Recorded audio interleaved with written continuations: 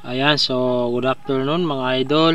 For today's video ay nandito naman tayo sa ating tanim na mani. So yan po ay nasa mahigit 2 months na po ang aking mani dito sa backyard. So yan ay nasa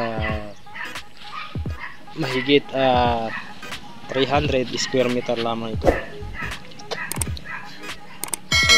Kung makikita niyo, hindi sila pantay-pantay dahil po hindi po siya buo ang pagtanim.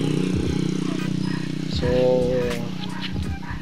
sa pagtatanim naman po ng mani ay medyo hindi naman masyadong matrabaho, kaya lang madali lang alagaan. So kung magtanim po kayo ng mani ay direct seedling na po ito. Kung malilinisan po ang bukid niyo ay pwede niyo na i-direct yung buto niya, yung pinakabunga niya. So hindi na kailangan po dito yung transplant. So madali lang talaga ito, no need na fertilization at saka pang insecticide. Ito lamang ay mano-mano namin linilinisan.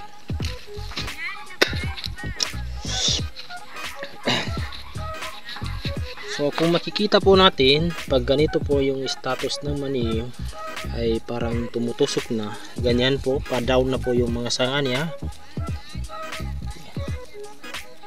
Yan po ay sign po na bumubunga na po siya. So pag mayroon na siyang ganito, yung tumutusok yan, ay mas maganda po ay ang gagawin nyo sa lupa, pataasin niyo para po sa ganun ay dumidikit po lahat ng sanga niya.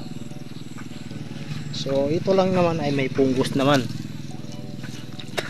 Ito ay hindi ko lang alam, yan po ay namamatay. So bihira lang po nangyayari yan.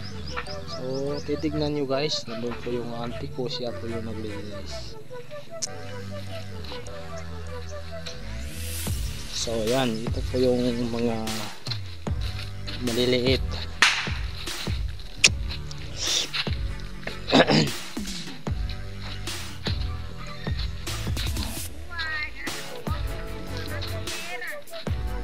Tingnan to ba? Tingnan to ba? Uy. Daw magkaluinan ka may ni kinataway no. Uy.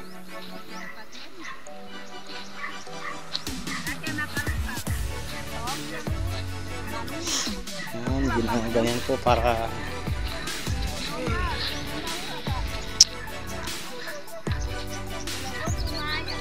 kayo lokasi nga niyo.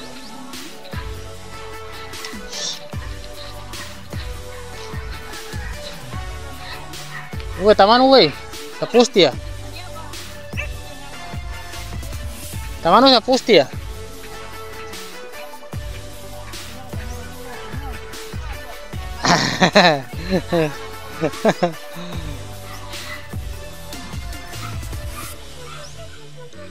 Kani kuana minya batanan ki William taman sampai sa lan.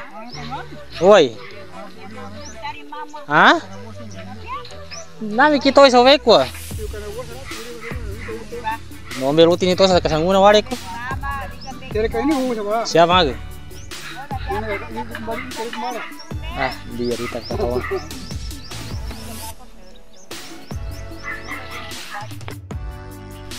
So yan po, halo-halo na po yung mga tanim namin dito. Meron kamuting ano yan, tawag yan, kamuting may talbos.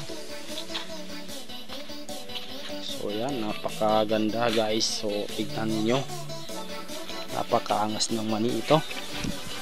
So talagang humihiga talaga yung mga sanga niya pag bumupunga. So yan, so, binabakuran namin kasi maraming mga nagapastol ng baka dito. So yan, may gabi pa. So meron pang melon. So yung melon nito, dalawa lang yan, dalawang puno lang. So yung isa, yan, malaki na. Yan, so hintayin lang natin mahinog yan. Sarap po yan. So yan, marami po meron sitaw, tanglan. So kung wala pa kayo tanglan guys, yan po, marami kaming tanglan dito. May patola kami. So pang wala dito, meron kaming saging. Yung saging namin, liit pa yan, kardaba. So meron kaming kamuting kahoy guys. So kumplito yan dito. Merong onion leaves tawag yan. So yan, saging. So may ubi tawag yan, kamuting kahoy, ubi na malaki.